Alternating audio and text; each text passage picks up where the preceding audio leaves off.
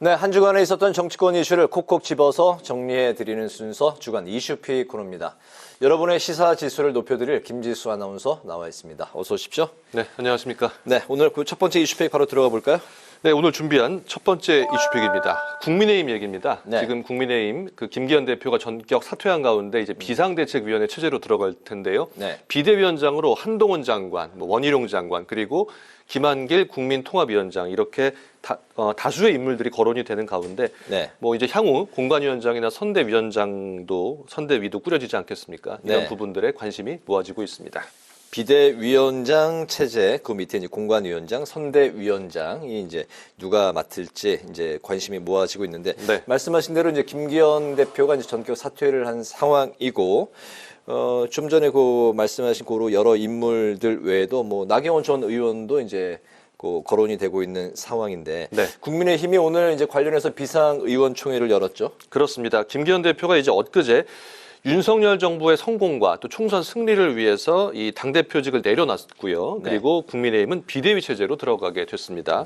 이런 상황 속에서 윤재혁 원내대표 국민 눈높이에 맞고 이 국민 공감을 얻을 수 있는 분을 기준으로 물색을 하겠다고 밝혔는데요. 네. 일단 내년 총선에서 한동훈 카드가 필요하다 이런 목소리가 많았던 만큼 한동훈 장관을 구원투수로 임명해야 한다는 얘기가 나오고 있습니다. 그래서 오늘 의총에서도 한동훈 장관이 비대위원장으로 적합한지를 놓고 찬반 논쟁이 벌어졌는데요. 이 친윤계에서는 한동훈 장관이 인지도가 높고 참신하기 때문에 적합하다 이런 의견이 나왔고요. 또 비윤계 쪽에서는 한 장관이 정치 경험이 없기 때문에 구원투수로 등판하기에는 부족하다. 대통령의 최측근을 간판으로 내세우기에는 좋지 않다. 이런 지적들이 함께 나왔습니다. 네, 그 외에도 원희룡 장관, 또 이제 김한길 국민통합위원장, 또 김병준 전 비대위원장, 이뇨한 전 혁신위원장까지 이제 거론이 되고 있네요. 네, 정말 많은 인물들이 지금 거론이 되고 있는데요. 김한길 위원장의 경우에는 뭐 김대중 전 대통령 그리고 윤석열 정부의 책사 역할을 맡았었죠. 네. 그리고 김병준 전 위원장은 자유한국당 비대위원장을 맡았었고 윤 대통령 인수위에서는 지역 균형 발전 특위를 이끌기도 했습니다. 또 최근까지 혁신위를 이끌었었던 이뇨한 전 혁신위원장까지 언급이 되고 있고요. 여기에 말씀해주신 나경원 전 의원 그리고 안대희 전 대법관도 하마평에 오르내리고 있습니다. 비대위가 구성된 이후에 공천관리위원회 또 선거대책위원회를 꾸려서 총선에 대비해야 하기 때문에 과연 이 중에서 누가 비대위원장직을 맡을지 관심이 집중되고 있습니다. 언제 뭐 인선이 이제 발표가 될지 모르는 상황인 거죠. 뭐 네. 빠르면 주말이 될 수도 있고 어쨌든 이제 다음 주까지는 확정이 될 것 같은데 이제 두고 보기로 하고요. 두 번째 이슈픽은 어떤 내용일까요? 네, 두 번째 이슈픽은 민주당 얘기입니다. 사쿠라 대 김민세입니다. 네, 이번 주에 이 민주당 내에서 이 네. 친명과 비명 간의 갈등 계속됐는데 뭐 그 갈등을 가장 잘 나타내주는 그런 단어들인 것 같은데요.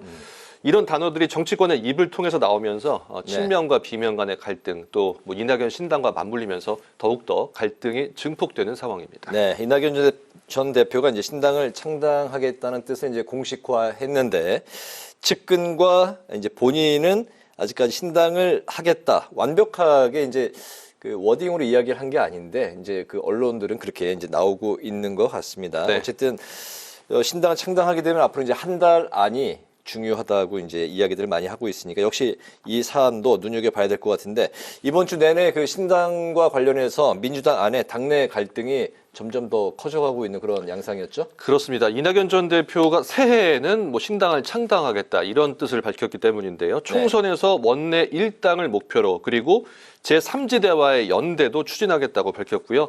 양양자 의원이나 또 창당을 앞두고 있는 금태섭 전 의원과의 연대는 긍정적으로 답을 했습니다. 다만 이 이준석 전 대표와의 연대는 아직 거기까지는 생각하지 않고 있다고 확답을 피한 상황입니다.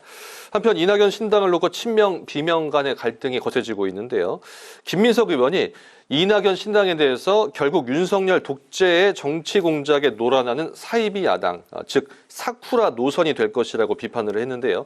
사쿠라, 사쿠라 니꾸라는 그 말고기를 뜻하는 일본어인데 네. 사쿠라는 정치권에서 독재 정권과 야합하거나 변절한 정치인을 비하하는 그런 표현입니다.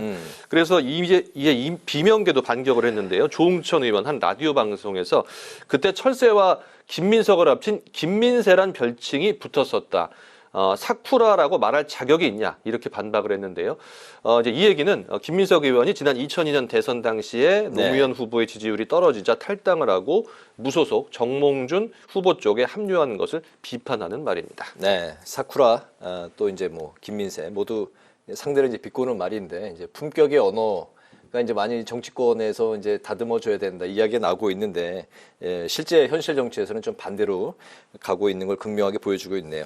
한편 그 비명계는 지도부 쇄신을 이제 압박하고 있는데 특히 이제 국민의힘 김기현 대표가 사퇴를 하면서 민주당 안에서도 이재명 대표도 한 발 물러나라 이런 사퇴해라. 이런 목소리가 지금 나오고 있죠. 네, 당내 비명계 모임인 원칙과 상식이 어제 기자회견에서 당대표가 선당 후사해라, 통합 비대위 체제로 가야 한다 이렇게 주장을 했습니다. 네. 또 국민의힘이 기득권 정치를 고집하더라도 민주당은 위성정당을 만들지 말고 국민에게 호소를 해야 한다. 선거법 약속을 지켜야 한다는 입장도 덧붙였는데요.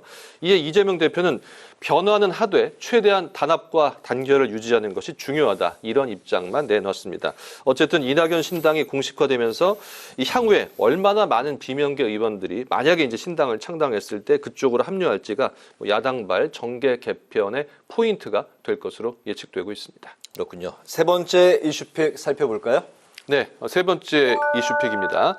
재입성을 노리는 다선 의원들입니다. 총선을 4개월 앞두고 이제 예전 정치권의 주역이었던 우리가 일명 올드보이라고 부르는 올드보이들의 귀환이 이어지고 있는데요. 그런데 여야 모두 중진 용태론이 부각되는 상황에서 이 어떻게 보면 한 세대 더 윗세대들인데 이분들을 보는 각 당의 속내가 조금 복잡한 그런 모습입니다. 네, 정치권에서 말하는 이제 올드보이라고 하면 이제 60대는 이제 별로 없는 것 같고 거의 이제 70대 혹은 80대 연령의 이제 분들도 언급이 되고 있는데 예를 들면 이제 이인재 전 의원, 박지원 전 국정원장 등이 이제 여야 할 것 없이 이제 올드보이라고 불리는 다선 의원들이 총선에 이제 출사표를 던지고 있는 상황이네요. 그렇습니다. 지금 예비 후보 등록이 시작이 됐습니다. 지난 12일부터 등록이 시작이 돼서 내년 3월 20일까지 이어지는데요. 네. 먼저 국민의힘에서는 피닉제, 불사조라는 별명을 가진 이인재 전 의원, 육선 의원이죠. 충남 농산 계룡 금산 선거구 예비 후보 등록을 마쳤습니다. 네. 올해 75살인 이인재 전 의원, 이 메가더 장군은 한국전쟁 당시 71살이었고 지금 미국 대통령도 본인보다는 6살이 더 많다며 유권자들이 나이 든 사람의 경험이나 경륜을 선택할 수 있다고 밝혔고요. 김무성 전 대표도 이 부산 중영도구에서 출마를 고심하고 있는 것으로 전해지고 있습니다.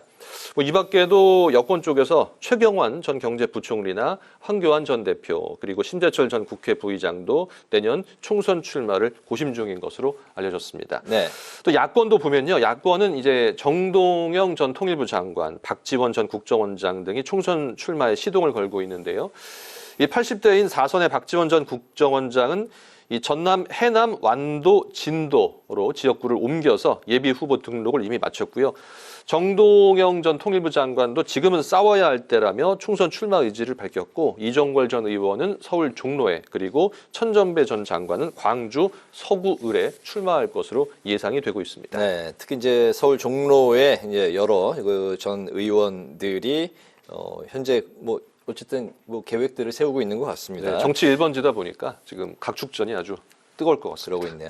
여야 모두 총선을 앞두고 당내 쇄신의 이제 목소리가 이제 높아지고 있는 상황인데 그렇기 때문에 바로 이제 지금 언급했던 올드보이 귀환에 대해서는 뭐 결코 이제 좀 좋은 시각들이 아닌 것 같네요. 그렇죠. 아무래도 인적 쇄신을 양당 모두 강조하고 있는 상황이기 때문인데요. 네. 중진보다도 윗세대인 올드보이의 출마에 대해서 좀 흐름을 역행하는 것 아니냐 이런 비판이 함께 나오고 있습니다.